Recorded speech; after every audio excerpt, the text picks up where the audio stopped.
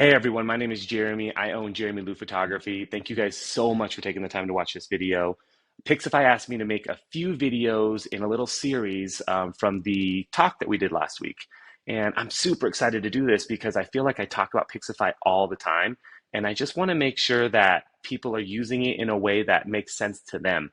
I'm a huge advocate of having tools that you want and being able to use those tools, but not necessarily needing to use everything in that toolkit because it kind of gets overwhelming. So I've been with Pixify for about 10 years now, and I use things in a different way than most people. So hopefully this resonates with some of you, and I kind of want to talk to it. But in order for us to even talk about how to use Pixify, we have to start talking about our lead system and how we get the people in that we want to get in. So I've been a professional photographer for 16 years this year. I'm best of Reno, and I've been able to hone what I want to do with the clients that I have, meaning that not everybody's going to be a fit for me. Not everyone will be a fit for you, and that is totally fine.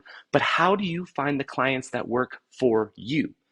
Simple, right? You have to be able to find your price point with the clients that will pay that price point and will value you.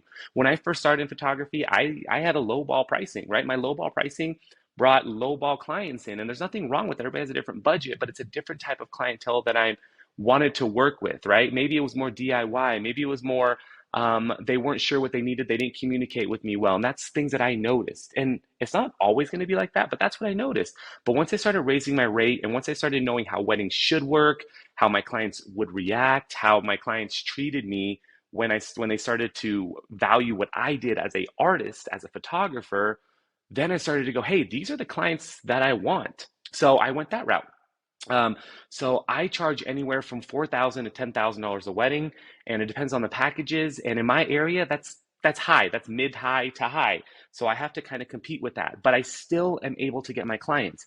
I am different. I only want 40 weddings a year. I still want to have weekends. I still want to have time with my family. I still want to be able to go do vacations and not have to worry about shooting a wedding every weekend. But also that means that I want to shoot weddings and value the weddings that I shoot. The 40 weddings that I shoot, we kill it every single time rather than go, oh my God, I have another wedding tomorrow. That's not what I want my wedding photography to be about. So how do I get leads? Where do I get my leads from in order to pull it in, right?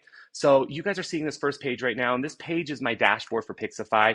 We're simply going to go into our leads here, and I'm not really going to show you guys how to do it. That'll be the next video, but these are kind of my leads that I have going on right now. And basically, my leads come from a few places that you guys will have the same ones from, right? So the first one is going to be bridal referrals, meaning my past clients, my brides.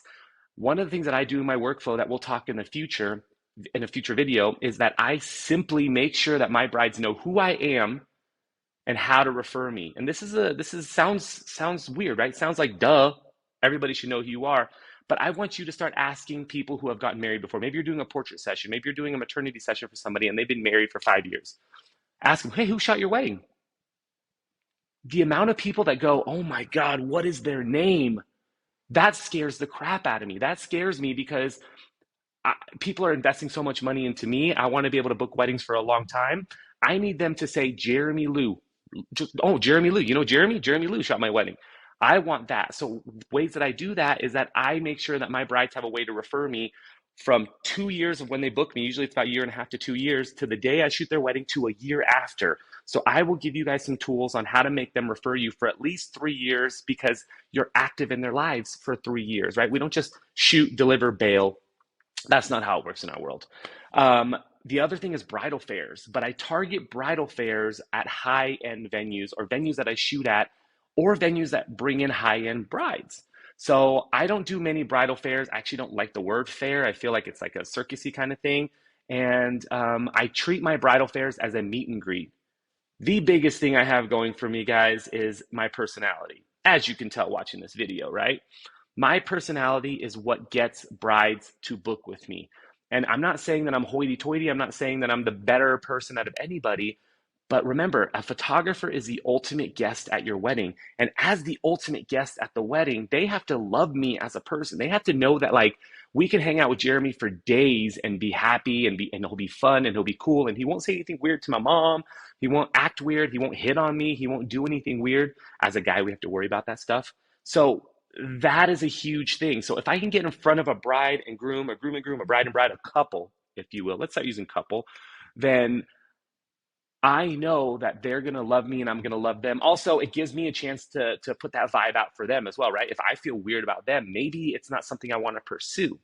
So we have past brides, we have bridal fairs or events, and then the last thing is going to be your vendors, guys. I network so hard with my vendors: caterers, florists, videographers, DJs, venues, all the vendors, photo booth people. You know, as we start naming it, I'm like, oh God, I'm going to forget somebody. I love you all, but I network with them so hard, and I send them images from their work at weddings. I send them gifts. I meet with them at association events.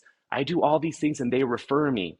And guess what? When a referral comes from a vendor of like value to you, maybe they've been doing it a while, maybe they have a higher price point, maybe they're just better at what they do within the other people in their industry, it already makes you look good. So instead of like, hey, you should check out Jeramie Lu Photography, let's say from a florist who's very well known, they'll say, you know what, just simply book Jeramie Lu Photography because he's amazing. If he has your date open, book it. I do that for these other vendors as well. I have a list of vendors that I refer out because I love working with them. And so what we're doing now is we are getting our leads into our funnel, and we're funneling leads into our lead system here. And this will lead to the next video here. But as you can see here, I have all my leads set up, the dates. These are active leads right now. If you guys look, I have that 30 lead right there. These are active leads, leads that maybe I'm still talking to, or I'm giving them an opportunity to come back to me. And you know, maybe they haven't booked another photographer, and then I have two options at this. They can either book me and move forward, or they can say, Jeramie, I can't book you for XYZ reason, or I want to meet with you or something, and then it stays in the lead system. So I hope that helps on the how to get leads, the attraction part of this. Stay tuned for the next video, guys. I appreciate your time. I'll talk to you guys in the next one.